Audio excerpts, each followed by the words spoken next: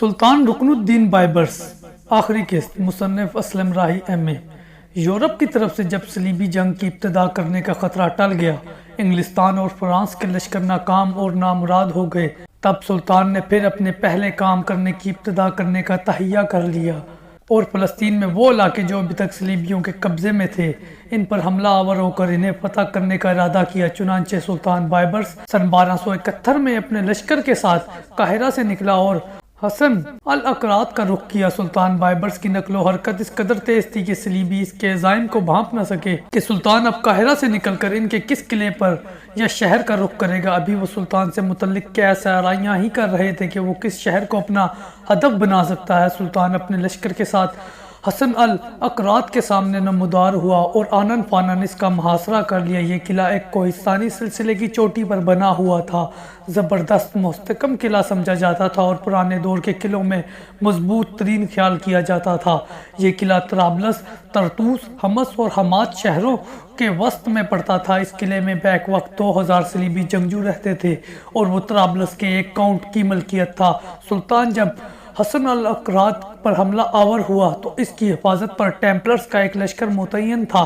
پہلے انہوں نے ارادہ کیا کہ جنگ کو طول دیں گے، سلطان کا مقابلہ کریں گے، سلطان کو محاصرہ اٹھا دینے پر مجبور کر دیں گے، لیکن جب سلطان نے زوردار انداز میں حملہ شروع کیا اور ان کے کئی افراد کو موت کے گھاٹ اتار دیا تو وہ سلطان کے سامنے ہتھیار ڈالنے پر مجبور ہو گئے۔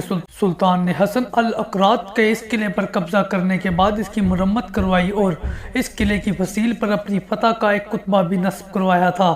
حسن الاقراط کو فتح کرنے کے بعد سلطان اپنے لشکر کے ساتھ پھر حرکت میں آیا اور ایک بار پھر طرابلس کے سامنے نمودار ہوا۔ اس سے پہلے بھی سلطان ایک بار طرابلس کے قریب آیا تھا، پھر ایک دم وہاں سے ہٹ کر انطاکیہ کی طرف گیا اور اسے فتح کر لیا۔ اس بار جب سلطان طرابلس کے سامنے نمودار ہوا تب طرابلس کے لوگ لرز اور کانپ گئے۔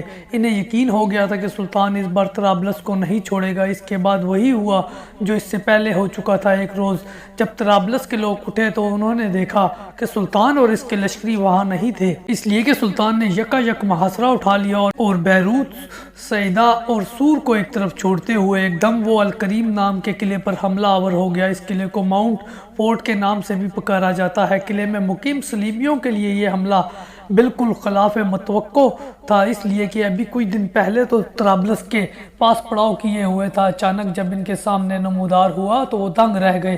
اپنے آپ کو بچانے کے لیے انہوں نے عکا کے صلیبیوں سے مدد طلب کی تاکہ دو لشکر مل کر سلطان کے سامنے دفاع کریں، لیکن جب تک عکا سے ان لوگوں کو مدد پہنچتی، سلطان نے اپنے حملے میں تیزی اور شدت پیدا کرتے ہوئے قلعے کے سارے استحکامات کو پامال کر دیا اور قلعے میں داخل ہو گیا۔ اس طرح یہ قلعہ بھی سلطان کے ہاتھوں فتح ہوا اور اس قلعے پہ قبضہ کر کر سلطان نے اسے بالکل منہدم کرنے کا حکم دیا اور اس وقت وہاں سے نکلا جب اس مضبوط قلعے کی بنیادیں تک کھود کر تباہ و برباد کر دی گئی۔ ایسا سلطان نے اس لیے کیا تھا تاکہ آنے والے دور میں پھر کوئی صلیبی لشکر وہاں قیام کر کے مسلمانوں کے لیے خطرے کا باعث نہ بنے۔ اور جو قلعے سلطان نے ابھی فتح نہیں کیے تھے، ان پر حملہ آور ہونے کا ارادہ رکھتا تھا۔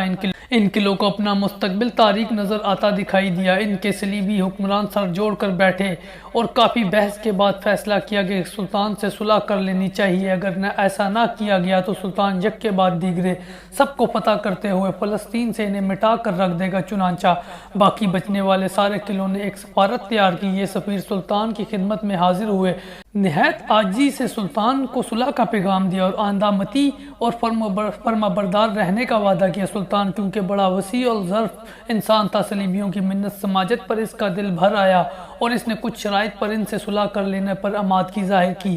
پہلی شرط یہ تھی کہ صلیبی اپنے قلعوں کے موجودہ استحکامات میں ہرگز اضافہ نہیں کریں گے۔ دوسری شرط یہ تھی کہ وہ ان قلعوں اور شہروں میں مقیم مسلمانوں سے رواداری کا برتاؤ کریں گے اور نواحی علاقوں کے مسلمانوں سے بھی چھیڑ چھاڑ نہیں کریں گے۔ صلیبیوں نے سلطان کی ان شرائط کو فوراً تسلیم کر لیا۔ اس طرح صلیبیوں نے معاہدہ کرنے کے بعد آئندہ کے لیے سلطان کا مطیع اور فرما بردار رہنے کا وعدہ کیا۔ اس معاہدے کی اہمیت اس لحاظ سے اور بڑھ گئی کہ اس معاہدے پر انگلستان کے بادشاہ کے بھی دستخط ہوئے، گویا سب نے سلطان بائبرس کی اطاعت اور فرما برداری قبول کی تھی۔ منگولوں اور صلیبیوں کو اپنے سامنے جھکانے اور ان کی طاقت اور قوت کا خاتمہ کرنے کے بعد اب سلطان ایک تیسری قوت کی طرف متوجہ ہوا اور یہ باطنی تھے جنہیں حشیشین بھی کہتے ہیں۔ اس تحریک کی بنیاد ایک شخص حسن بن صبا نے رکھی تھی۔ وہ دنیاوی لحاظ لحاظ سے ایک معمولی حیثیت کا آدمی تھا، لیکن اپنی غیر معمولی ذہانت اور بلند ہمتی کی بدولت بڑے عروج حاصل کیا۔ اس نے پہلے قلعہ الموت پر قبضہ کیا، جو مازندان میں نہایت پیچیدہ گھاٹیوں کے اندر ایک بلند پہاڑ کی چوٹی پر بنا ہوا تھا، اور کسی دشمن کے لیے خون کے دریا میں تیرے بغیر اس پر قبضہ کرنا محال تھا۔ حسن بن صبا نے اس قلعے کو اپنا صدر مقام بنایا اور پھر مزید قلعوں پر قبضہ کرنا شروع کر دیا۔ سلطان ملک شاہ سلجوقی کے آخری دور میں حسن کی قیادت میں باطنیوں نے بڑا زور پکڑا اور ان گنت قلعوں پر قبضہ کر کے اپنی تحریک کو خاصا مضبوط اور مستحکم بنا لیا تھا۔ حسن بن صبا نے دشوار گزار پہاڑوں سے گھری ہوئی ایک پرفضا گھاٹی میں ایک مصنوعی جنت بھی بنوائی۔ مورخین نے اس مصنوعی جنت کا ایسا دلکش نقشہ کھینچا ہے کہ نگاہوں کے سامنے اصلی جنت کے نظارے گھوم جاتے ہیں۔ حسن اپنے کچھ مریدوں کو بھنگ پلا کر مدہوش کر دیتا اور پھر ان کو اسی مدہوشی کی حالت میں اس مصنوعی جنت میں منتقل کر دیا جاتا، جہاں انتہائی خوبصورت لڑکیاں رکھی جاتی تھی۔ چند دن ان کو اندر رکھا جاتا اور پھر دوبارہ مدہوش کر کے جنت سے باہر نکال دیا جاتا، اور پھر اس کے ذمے کوئی کام لگایا جاتا اور اس سے کہا جاتا کہ وہ کام کرو گے تو دوبارہ اسی جنت میں جاؤ گے۔ لہٰذا وہ لوگ دوبارہ اس جنت میں جانے کے لیے مشکل سے مشکل کام کرنے پر بھی تیار ہو جاتے۔ اتنی طاقت اور قوت حاصل کرنے کے بعد حسن بن صبا اور اس کے جانشین جس شخص کو اپنا مخالف پاتے اسے کسی مرید کے ہاتھوں قتل کروا دیتے۔ ان کے آلہ قتل میں عموماً زہر میں بجھی ہوئی تیز دھار کی چھری یا خنجر ہوتا تھا۔ انہوں نے مسلمانوں کے بے شمار دینی اور پیشواؤں، حکمرانوں اور سیاسی رہنماؤں کو قتل کیا، جن میں کچھ حکمرانوں کے نام بھی آتے ہیں۔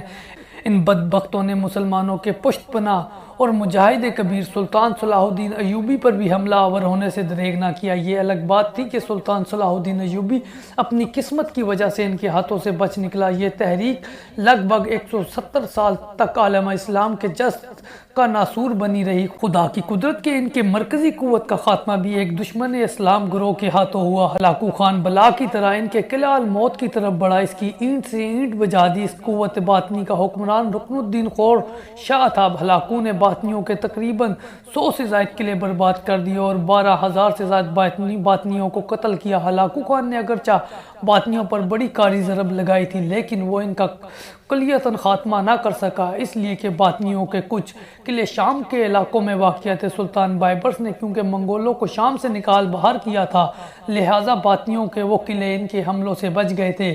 یہ قلعے پہاڑی علاقوں میں نہایت محفوظ مقامات پر بنائے گئے تھے اور ان کے دفاع کے لیے تحریک کے ان گنت جنگجو ہر وقت کمر بستہ رہتے تھے۔ ان لوگوں نے ہلاکو خان کے ہاتھوں اپنے دوسرے قلعوں سے کوئی سبق حاصل نہ کیا، بلکہ صلیبی جنگجوؤں کے ساتھ مل کر یہ مسلمانوں کو نقصان پہنچانے کے در پر ہو گئے۔ ساتھ ہی انہوں نے یورپ کے عیسائی بادشاہوں سے بھی مسلمانوں کے خلاف دوستی کی پینگیں پڑھانی شروع کر دی تھی۔ اس تحریک کے مسلح لوگوں نے سلطان بائبرس کے خلاف بھی سازشیں کی تھی اور اطراف کے مسلمانوں کو بھی نقصان پہنچایا تھا۔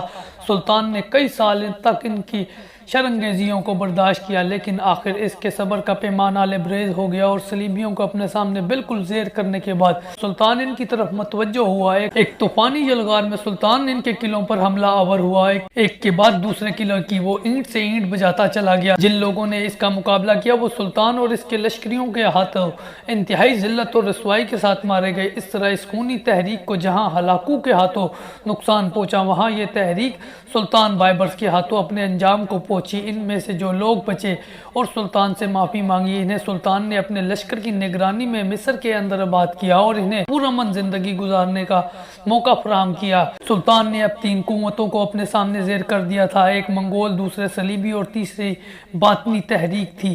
اس کے بعد وہ اپنے لشکر کے ساتھ قاہرہ واپس آ گئے، لیکن جلد ہی اس کے لیے ایک اور مہم اٹھ کھڑی ہوئی، اس لیے کہ سوڈان کے عیسائی بادشاہ ڈیوڈ نے سلطان کے علاقوں پر حملہ آور ہو کر مسلمانوں کو نقصان پہنچانا شروع کر دیا تھا۔ سلطان کو جب اس کے ارادوں کی خبر ہوئی تو سلطان لشکر لے کر قاہرہ سے نکلا اور ڈیوڈ کے خلاف اس نے طوفانی یلغار کی ابتدا کر دی۔ ڈیوڈ نے چند ایک مقام پر سلطان کے ساتھ مقابلہ کیا، لیکن اسے بدترین شکست کا سامنا کرنا پڑا، یہاں تک کہ سلطان ڈیوڈ کے علاقوں میں یلغار کرتا ہوا اس کے انتہائی مضبوط اور مستحکم شہر نوبہ تک جا پہنچا۔ ڈیوڈ نے جب دیکھا کہ کہیں بھی اس کے قدم سلطان کے سامنے جم نہیں سکتے اور سلطان جگہ جگہ اسے شکست دیتا ہوا اس کی ساری مملکت کو اپنی گرفت میں لیتا جا رہا ہے، تو اسے خدشہ ہو گیا کہ سلطان اس کی پوری مملکت پر قبضہ کر لے گا۔ لہٰذا تنگ آ کر وہ سلطان کی خدمت میں حاضر ہوا اور گڑ گڑا کر معافی کا درخواست گزار ہوا اور آئندہ سلطان کا مطیع اور فرمانبردار رہنے کا وعدہ کیا۔ ساتھ ہی اس نے تاوان جنگ دینے کے ساتھ ساتھ سالانہ خراج بھی باقاعدہ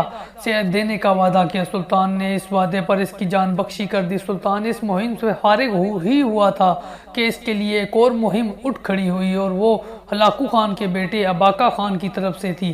ہلاکو خان مارا جا چکا تھا کیونکہ منگولوں پر حملہ آور ہو ایک طرح سے سلطان نے ان کی کمر توڑ دی تھی، لہٰذا غیر مسلم منگولوں نے ہلاکو خان کے بیٹے اباقا خان کے تحت قوت پکڑتے ہوئے ارض شام پر حملہ آور ہو کر مسلمانوں کے علاقے پر قبضہ کرنے کی کوشش کی، لیکن سلطان بالکل تیار تھا۔ منگولوں کو اس نے شام پر چڑھائی کرنے کی مہلت ہی نہ دی۔ سلطان نے اپنے سپہ سالار امیر کلاؤن کو ان کی سرکوبی کے لیے روانہ کیا، جس نے ہلاکو خان کے بیٹے اباقا خان کے لشکر کو پے در پے شکستیں دیتے ہوئے اسلامی سرحدوں سے بھاگ جانے پر مجبور کر دیا۔ شکست کھانے کے بعد ہلاکو خان کے بیٹے اباقا خان نے صلیبیوں سے مدد حاصل کر کے اور ان کے تعاون سے ایک بار پھر مسلمانوں کے علاقے پر حملہ آور ہو کر اپنی گزشتہ شکستوں کا انتقام لینا چاہا، لیکن وہ ابھی پیش قدمی ہی کر رہا تھا کہ شام کی سرحدوں کے قریب ایک میدان میں اباقا خان اور سلطان کا ٹکراؤ ہوا۔ اس ٹکراؤ میں سلطان نے منگولوں کو ایسی بدترین شکست دی کہ اس سے پہلے عین الجالوت میں منگولوں کو شکست ہوئی تھی۔ یہ شکست اس شکست سے بھی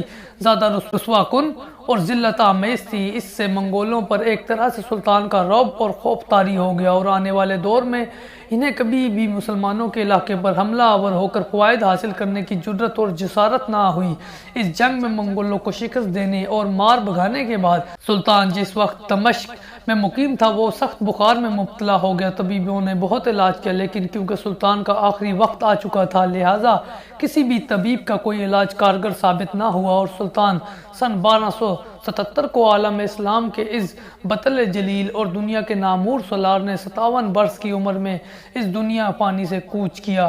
سلطان کی وفات پر تمام عالم اسلام میں گہرے غم و رنج کا اظہار کیا گیا اور اس کی مغفرت کے لیے دعائیں مانگی گئی۔ اس کے برعکس صلیبی منگولوں اور اس طرح کی دوسری قوتوں نے اپنے سب سے بڑے حلیف کی موت پر بے پناہ مسرت اور اطمینان کا اظہار کیا۔ دمشق کو ایک بار پھر یہ شرف حاصل ہوا کہ اس نے اپنے دور کے سب سے بڑے مجاہد اسلام کے جسد خاکی کو اپنی خاک کے اندر جذب کر لیا۔ اس سے پہلے الملک العادل سلطان نور الدین زنگی، مجاہد کبیر سلطان صلاح الدین ایوبی بھی وہیں دفن تھے۔